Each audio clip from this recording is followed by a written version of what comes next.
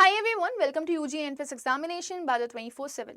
आज के इस वीडियो सेशन में हम कवर करेंगे क्लास 12 की फ्लेमिंगो बुक की फर्स्ट पोम जिसका नाम है my mother at 66। This poem is written by Kamala Das. इस पोम में हम लोग कंप्लीट एक्सप्लेनेशन देखेंगे वर्ड टू वर्ड। इसी के साथ हम पोम का थीम भी समझेंगे, पोएट के बारे में भी पढ़ेंगे और पोएटिक डिवाइसेस भी कवर करेंगे। मीनवाइल अगर कोई हार्ड वर्ड आता है so we'll cover that also. तो सबसे पहले मैं आपको बता दूं, my mother at 66 is a poem जहां पर कमला दास जी और उनकी मदर के बीच का एक बॉन्ड दिखाया गया है। ऑब्वियसली चीज़ है, जब हम छोटे होते हैं और धीरे धीरे बड़े हो रहे होते हैं तो हमारे पेरेंट्स भी हमारे साथ बड़े हो रहे होते हैं, दे ग्रो ओल्डर, राइट। तो यहाँ पर जो पोएट है वो बताती हैं कि उनकी मम्मी जो है वो 66 ईयर्स की हो गई हैं एंड वो देख पा रही हैं कि अब वो बूढ़ी हो रही हैं और धीरे धीरे वो नियर टू डेथ जा रही हैं। सो एक बहुत ही इमोशनल सा यहाँ पर आपको एक पिक्चराइजेशन किया गया है कि कितना पेन में है ऑथर, और वो अपने पेन को छुपाने की कोशिश कर रही हैं क्योंकि वो अपनी मम्मा को ये रियलाइज नहीं होने देना चाहती कि how she is going to lose her, right. और उन्होंने अपनी मदर का पूरा एक क्लियर डिस्क्रिप्शन दिया है कि जब इंसान बूढ़ा होता है तो उसका किस तरह का हाल होता है या किस तरह की कंडीशन होती है। So let's start this poem and let's see word to word explanation of this poem. तो सबसे पहले हम यहाँ पर शुरुआत करते हैं अबाउट दी पोएट से, जिसमें साफ साफ मेंशन है कमला दास। शी वॉज बॉर्न इन 1934 इन मालाबार, केरला। सो आपको ये समझ में आएगा यहाँ पर कि जो कमला दास हैं वो केरला की पैदा हुई हुई हैं और इनका जन्म 1934 में हुआ था। She is recognized as one of India's foremost poet. Foremost का मतलब होता है पॉपुलर, ठीक है ना। तो वो इंडिया की जानी मानी पोएट है, पॉपुलर रही हैं। ही Here it is mentioned, her works are known for their originality, versatility and the indigenous flavor of the soil. So जब आप इनकी पोम्स को पढ़ोगे तो आपको यहाँ पर एक सच्चाई दिखाई देगी और इनकी पोम में आपको वर्सिटैलिटी भी दिखाई देती है, right. That is also one very important thing. और साथ ही साथ में आपको यहाँ पर कुछ इंडिया का कनेक्शन फील होगा, है ना, कि आपको लगेगा अरे इट्स लाइक मतलब ये तो हमारे साथ भी हो रहा है ना। Kamla Das has published many novels and short stories in English and Malayalam under the name of Madhavi कुट्टी। सो इन्होंने वैसे तो बहुत सारी नॉवेल्स भी लिखी हुई हैं और शॉर्ट स्टोरीज भी लिखी हुई हैं, लेकिन वो कमला दास के नाम से नहीं बल्कि माधवी कुट्टी के नाम से लिखी हुई है। Some of her works का मतलब some of her literary works in English include novel Alphabet of Lust 1977, a collection of short stories Padmavati, The Harlot and Other Stories 1992. In addition to 5 books of poetry, she is a sensitive writer who captures the complex subtleties of human relationship in lyrical idiom. My Mother at 66 is an example. So आप यहाँ पर देख सकते हो, यहाँ पे इनके कुछ works mention किए गए हैं जिसमें से नॉवल अल्फाबेट ऑफ लस्ट जो कि 1977 में पब्लिश की गई थी, a collection of short stories Padmavati, the harlot and other stories भी यहाँ पर मेंशन की गई हैं जो कि 1992 की पब्लिश्ड है। और इसी के बाद आपको ये बताती है कि कुछ इनकी 5 बुक्स आई थी पोइट्री के ऊपर भी, राइट। ये एक बहुत ही सेंसिटिव राइटर है, ऐसा कहा जाता है। She is actually a very sensational writer, वो भी आपको पोम पढ़ के समझ में आ जाएगा। और यहाँ पर ये जो ह्यूमन रिलेशनशिप्स होते हैं ना, उनकी बहुत बारीकियों को पकड़ करके लिखती हैं जिसको आप फील कर पाओगे। मैंने कहा ना, जब आप ये पोम पढ़ोगे तो आपको लगेगा कि अरे this is happening with us also, है ना, ये हमारे साथ भी हो रहा है। तो अभी पोम कैसे स्टार्ट होती है, let's see. Now look at this. Driving from my parents' home to Cochin last Friday morning. अब यहाँ पर ड्राइविंग हो रही है, आपको दिख रहा होगा, there's a kind of driving happening, है ना। और कहाँ से कहाँ जा रही हैं poet. Driving from my parents home to Cochin last Friday morning. So Cochin is an airport. So शायद हो सकता है कि जो पोएट हैं या तो वो मैरिड हों या तो फिर वो कहीं बाहर जॉब करती हों, तो वो अपने मम्मी पापा के घर आई होंगी, लेकिन अभी वो अपनी मम्मी के घर से वापस जा रही हैं and she is going to Cochin airport. जो समय बताया गया है वो पिछले फ्राइडे की बात कर रही है और सुबह की बात कर रही है। I saw my mother beside me.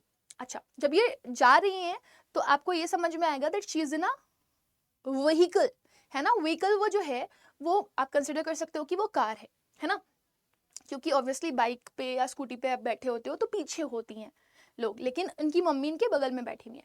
तो उन्होंने अपनी मम्मी को देखा, हु सिटिंग बिसाइड हर, जो उनके बगल में बैठी हुई थी। डोज, डोज का मतलब होता है ऊँघना। Open mouth, her face ashen like that of a corpse and realized with pain.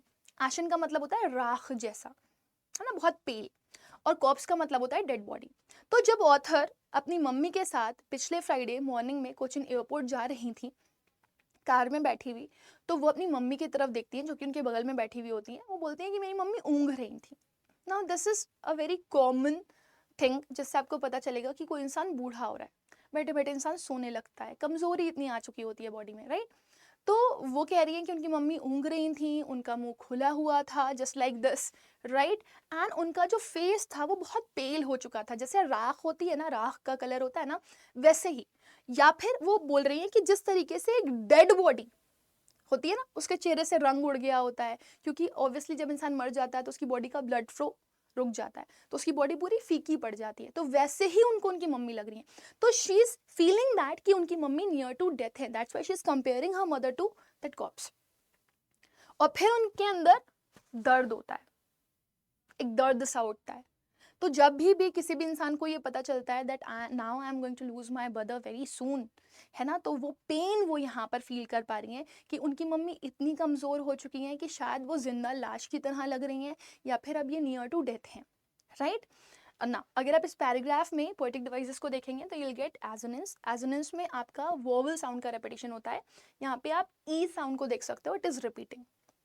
Vowel मतलब ए ई आई ओ यू में से कोई भी वर्ड रिपीट हो रहा हो। सो बिसाइड मी में ई ई वोवल साउंड रिपीट हो रहा है। डोज, ओपन, माउथ, यहाँ पे भी ई आ रहा है, यहाँ पे भी ई आ रहा है, यहाँ पे भी ई आ रहा है। नेक्स्ट देखिए, सिमिली, हर फेस एशन लाइक। तो किसी में भी अगर आप दो अनलाइक चीजों को कंपेयर करते हो with the help of as, like and so, तो वहां पर सिमिली यूज होती है। और यहाँ पर उनकी मम्मी के फेस को किसकी तरह कंपेयर किया गया है, एक डेड बॉडी की तरह, है ना। सो मम्मी के फेस का डेड बॉडी से कोई कनेक्शन नहीं है, दो अनलाइक चीज है, लेकिन उनका एज, लाइक और सो से अगर कंपेरिजन किया जा रहा है तो वो क्या हो जाएगा, सिमिली। सो यहाँ पर उनकी मम्मी के फेस का कंपेरिजन क्योंकि डेड बॉडी से किया जा रहा है with the help of like, तो ये सिमिली है, ठीक है ना। सो फर्स्ट पैराग्राफ में हमें क्या समझ में आ गया कि ऑथर अपने घर आई हुई थी, वो वापस कोचिन एयरपोर्ट जा रही हैं, मतलब अपनी मम्मी को छोड़ करके। उन्हें ऐसा फील हो रहा है पता नहीं वो अपनी मम्मी को दोबारा मिल पाएंगी कि नहीं मिल पाएंगी। और जब वो अपनी मम्मी को देख रही हैं तो उनकी मम्मी उनको बहुत कमज़ोर दिखाई दे रही हैं। उनको ऐसे लग रहा है कि वो तो जिंदा लाश की तरह है, and she is feeling like that कि कहीं ऐसा तो नहीं है कि आई लूज माई मदर, है ना, मैं अपनी मम्मी को खो दूंगी। Now look at this, that she was as old as she looked. Now please connect the statement and realized with pain. अब उनको एहसास हो रहा है, और जब ये एहसास उनको हो रहा है तो वो बहुत दर्द में है, क्योंकि वो ये फील कर पा रही हैं, अरे हाँ मेरी मम्मी उतनी ही बूढ़ी हो गई हैं जितनी वो दिख रही हैं। क्योंकि कई बार ऐसा होता है इंसान बूढ़ा जरूर हो जाता है लेकिन उसके शरीर में जान होती है। लेकिन ऑथर यहाँ पर कह रहे हैं, या जो पोएट है वो कह रही हैं कि मेरी मम्मी के अंदर ना ही जान बची थी और वो सच में बूढ़ी हो गई थी, उतनी ही बूढ़ी जितनी की वो दिखाई देनी है। तो वो एम्फेसिस कर रही हैं इस पॉइंट पे कि मेरी मम्मी सच में बूढ़ी हो गई थी, सिर्फ फेस से ही नहीं अंदर से भी।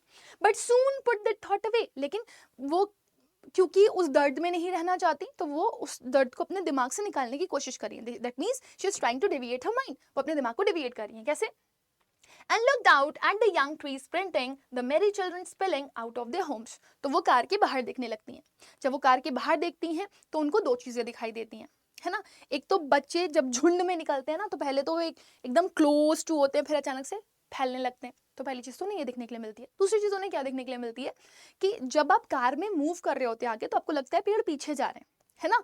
तो यहाँ पर भी पीछे मूव करने पर भी एनर्जी दिखाई दे रही है पेड़ों की आपको। और बच्चे जब कूदते, लहलहाते, खिलखिलाते हुए बाहर निकल रहे हैं तो वहां पर भी आपको एनर्जी देखने के लिए मिल रही है, राइट। सो जो पोएट है वो कह रही हैं कि see this is the contrast between the old age and the young age. जब आप यंग होते हो तब आपके अंदर एनर्जी होती है, एंथुसियाज्म होता है, लाइवलीनेस होती है। लेकिन जब इंसान नियर टू ओल्ड एज होता है या बुढ़ापे में होता है तो इंसान के अंदर ना जान रह जाती है ना, वो अधमरा हो जाता है, जिंदा लाश की तरह हो जाता है, right. So she is comparing, एक यंग एज को किससे कंपेयर कर रही है, वो ओल्ड एज से कंपेयर कर रही है। तो young age is the symbol of happiness, जो आपके दर्द को दूर कर सकता है, आपके डिस्पॉन्डेंस, आपके ग्लूम को हटा सकता है। लेकिन वहीं अगर आप ओल्ड एज को देखोगे तो आपको सिर्फ दुख होगा, क्योंकि आपको एक फीलिंग आएगी कि आप कुछ खोने वाले हो, राइट। अब यहाँ पर अगर आप पोएटिक डिवाइसेस को देखेंगे तो आपको समझ में आएगा that imagery is used, right. Children spilling, आपको वो एहसास करवा रहे हैं कि बच्चे किस तरीके से निकल रहे हैं और फिर फैल जा रहे हैं, झुंड में निकल रहे हैं और फिर फैल जा रहे हैं। तो आप इमेजिन कर पा रहे हो कि बच्चे किस तरह से झुंड में निकलेंगे और फैलेंगे। Imagery is imagination in figure of speech. दूसरा ट्री स्प्रिंटिंग है ना, ट्री स्प्रिंटिंग मतलब किस तरीके से पेड़ पीछे मूव करें, तो आप ये इमेजिन कर पा रहे हो। एज हियर ट्री स्प्रिंटिंग में इमेजरी भी यूज हुआ है, आप एक पर्सोनिफिकेशन भी बोल सकते हो। ट्रीज क्या है, एक आपका नॉन ह्यूमन बीइंग है, और नॉन ह्यूमन बीइंग जब ह्यूमन बीइंग की एक्टिविटी करता है तो उसको आप बोलते हो पर्सोनिफिकेशन। तो ट्रीज नॉन लिविंग थिंग नहीं है, लेकिन नॉन ह्यूमन बीइंग है, और नॉन ह्यूमन बीइंग स्प्रिंटिंग कर रहे हैं। स्प्रिंटिंग का मतलब मूविंग। पेड़ कहाँ चलते हैं, चलना तो एक्टिविटी ह्यूमन बींग्स की है ना। तो एक नॉन ह्यूमन बींग की एक्टिविटी करे या एक नॉन लिविंग थिंग की एक्टिविटी करे तो वो पर्सोनिफिकेशन भी होता है। सो इमेजरी के अलावा ट्रीज स्प्रिंटिंग में आपका पर्सोनिफिकेशन भी यूज हो रहा है, और चिल्ड्रन स्पेलिंग और ट्रीज स्प्रिंटिंग में आप ये भी बोल सकते हो कि इमेजरी यूज हो रहा है, जहां पे आप इमेजिनेशन कर पा रहे हो। एंड अगर आप देखेंगे तो लुक्ड वर्ड को दो बार यूज किया गया है ना। So this is, we can say that this is a repetition as well, है ना, that she was as old as she looked but soon put that thought away and looked out at young trees sprinting।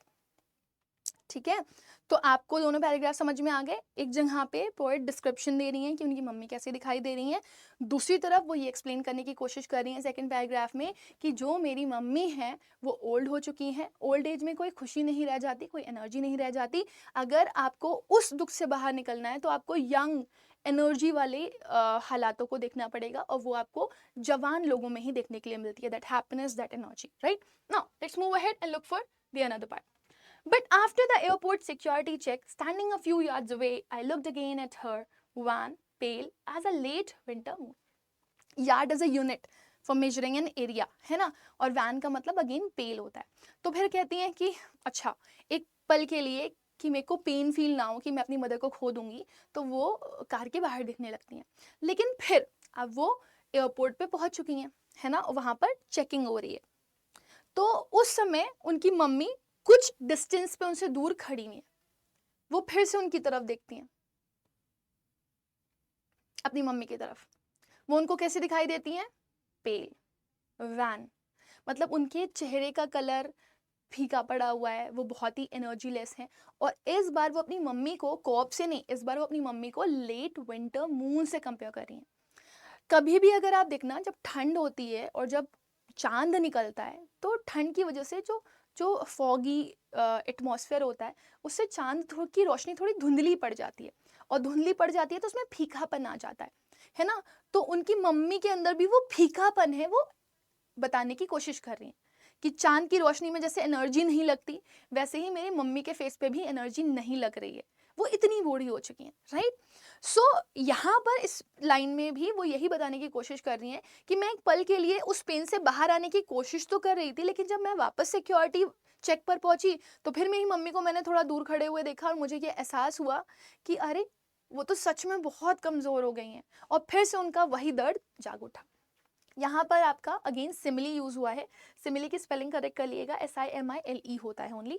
Simile यहाँ पर use हुआ है क्योंकि मैंने आपको बताया था दो चीज़ों का कंपैरिजन करते हो विद एज, लाइक और सो, है ना। दो अनलाइक चीज़ों का कंपैरिजन एज, लाइक और सो से होता है, तो सिमिली होता है। तो यहाँ पर इस बार उन्होंने अपनी मम्मी के फेस को किससे कंपेयर किया है, लेट विंटर मून से, लेकिन कंपेरिजन के लिए इस बार उन्होंने क्या लिया है, एज, राइट। आगे बढ़ते हैं ना। And felt that old familiar एक, तो फिर जब वो सिक्योरिटी चेक पर जाती हैं और अपनी मम्मी को देखती हैं जो थोड़ी सी दूर खड़ी हुई होती है, उनका चेहरा फीका पड़ा हुआ होता है, तो फिर से उनको वही दर्द फील होता है। एक का मतलब पेन, माई चाइल्डहुड फियर, उनके बचपन का डर। बचपन में क्योंकि हम हमारे पेरेंट्स के बहुत क्लोज होते हैं, तो ऐसा लगता है कि कहीं ऐसा ना हो कि हम हमारे पेरेंट्स को खो दें। And when we have our parents, हम बहुत लकी होते हैं कि मेरी मम्मी मेरे से कभी दूर ना जाए, मेरे पापा मेरे से कभी दूर ना जाए, right. So and felt that old familiar एक, माई चाइल्डहुड फियर, तो उनको फिर से वही बचपन का डर सताने लगता है कि ऐसा ना हो कि कहीं मैं अपनी माँ को खो दूं। But all I said was see you soon अम्मा, and I did was smile and smile and smile. लेकिन जब वो जा रही थी तो वो अपनी मम्मी को बोलती है, ठीक है मम्मी, सी यू सून अम्मा मतलब विल मीट अगेन, हम दोबारा मिलेंगे मम्मी, राइट। और उन्होंने कुछ नहीं किया सिवाय इसके, वो स्माइल कर रही थी। उनके दिल में बहुत डर था, लेकिन वो smile and smile and smile कर रही थी। बार बार चेहरे पर उनके स्माइल थी। स्माइल पे इतना एम्फेसिस वो क्यों कर रही है, क्योंकि वो आपको बताना चाहती है कि वो अपने दर्द को किस तरह से हाइड कर रही है ना। वो अपनी मदर को एक होप दे रही है कि हम वापस मिलेंगे, तो आप मेरा इंतजार करना, है ना। तो एक चीज रहती है, जब पेरेंट्स का एकदम ऐसा होता नहीं है, एंड वाला मोमेंट आता है, तो हमारे पेरेंट्स के अंदर बहुत होप रहती है कि मैं जब जाऊं तो अपनी औलादों को सामने देख करके जाऊं। सो ऑथर या पोएट की जो मदर है वो एक शायद होप अपने अंदर बना लेंगी कि मेरी बेटी वापस आएगी, मुझे वापस मिलना है, तो शायद उनके लिए वो एनर्जी मेंटेन रहे उनके अंदर और वो थोड़ा और लंबा जी ले। तो ये जो smile and smile and smile है, वो पहली चीज़ तो वो अपने पेन को छुपा रही हैं, उससे सामने नहीं आने देना चाह रही हैं, और वो अपनी मदर को स्माइल से एक होप देना चाहती हैं कि हम वापस से मिलेंगे अम्मा, तो मेरा इंतज़ार करना। और इसी के साथ आपकी ये जो पोम है ये ख़त्म हो जाती है। लेकिन यहाँ पर इस लास्ट लाइन में आपका रेपिटेशन यूज़ हुआ है, याद रखिएगा। एक ही सेंटेंस में जब words again and again repeat होते हैं तो उनको आप क्या बोलते हो? स्माइल लिखा हुआ है, रेपिटेशन बोलते हो। तो एक ही सेंटेंस में जब नंबर ऑफ वर्ड्स रिपीट हो रहे होते हैं तो उनको आप बोलते हो रेपिटेशन, है ना। तो यहाँ पे एक ही लाइन में smile and smile word repeat हो रहा है, सो दिस इज रेपिटेशन। और इसी के साथ आपकी जो पोम है यहाँ पर वो एंड हो जाती है। बट इस पूरी पोम से हम लोगों ने लर्न करने के लिए क्या सीखा? हमने यही लर्न किया कि पूरी पोम में हमें एक बहुत ही स्ट्रॉन्ग बॉन्ड दिखाया गया है between mother and the daughter. But हमारे ऊपर बहुत सारी रिस्पॉन्सिबिलिटीज़ होती हैं, हमेशा ऐसा नहीं होता कि हम हमारे नियर डियर वंस के बहुत करीब रहें, लेकिन फिर भी हम उनके अंदर होप जगा करके रख सकते हैं। और जब बूढ़ा होता है इंसान तो हर इंसान का एक टाइम आता है जब उसे इस दुनिया से जाना होता है, लेकिन हमें पता होता है कि सामने वाला बंदा हमें छोड़ करके जाने वाला है, लेकिन फिर भी वो पेन हमारे अंदर होता है। और अगर हम चाहते हैं कि वो पेन सामने वाले को इफेक्ट ना करे तो हमें उसको एक होप देने के लिए अपने चेहरे पे हमेशा खुशी मेंटेन रखनी पड़ती है, right. So let me and with the session, but जाते जाते आप लोगों से एक क्वेश्चन पूछ के जाऊंगी। The pain with which author is suffering, कौन सा ऐसा दर्द था जिस चीज़ से ऑथर सफ़र कर रही थी? इस क्वेश्चन का आंसर आप लोगों ने मुझे after the video comment section में देना। और सेशन को एंड करते करते मैं आप सभी लोगों को बता दूं बेटा कि आपके पास अडर 24/7 की ऐप है, उसे डाउनलोड कर लीजिए, क्योंकि वहीं पर ही आपको सारे क्लासेस के पीडीएफ्स और पीडीएफ्स के साथ साथ आपको जो एक्स्ट्रा क्वेश्चंस नोट्स हैं वो सब मिलेंगे, राइट। और आप में से कोई भी बच्चा अगर ऐसा है जो सीयूईटी की तैयारी कर रहा है, सीयूईटी की प्रिपरेशन कर रहा है, तो याद रखिएगा अडर 24/7 आपको एक बहुत ही शानदार अपॉर्चुनिटी प्रोवाइड करता है to do the preparation in a better way, है ना। तो अगर आप किसी भी स्ट्रीम से हैं, साइंस, ह्यूमैनिटीज़ या कॉमर्स, तो आप अड्डा के स्टोर पर जा सकते हैं। पहला तो सभी लोग अपने फ़ोन में अड्डा की ऐप डाउनलोड कर लो, है ना। फिर आप यूजी पे जाओ, यूजी पे जाओगे तो साइंस, कॉमर्स, ह्यूमैनिटीज़ जिसके भी हो आप उस पर क्लिक करना। And once you click it, जैसे ही आप इस पर क्लिक करोगे, ठीक है ना, आपका ये बैच आपको 10,199 का मिलेगा। बट पहले सुनो, इसमें आपको मिलेगा क्या क्या। इसमें आपको 300 आवर्स की लाइव क्लासेस मिलेंगी, 178 मॉक टेस्ट सीरीज मिलेगी जो आपको एग्जाम पैटर्न के ऊपर बेस्ड मिलेगी, जिससे आप अपने एग्जाम से पहले कई सारे एग्जाम्स दे पाओगे। और आपको बुक्स भी मिलेंगी, ठीक है। इसके अलावा 2 लैंग्वेजेस, 4 डोमेन्स और एक जनरल टेस्ट मिलेगा। अगर आपको सिर्फ लैंग्वेज जीटी चाहिए तो उसका एक इंडिविजुअल बैच भी है।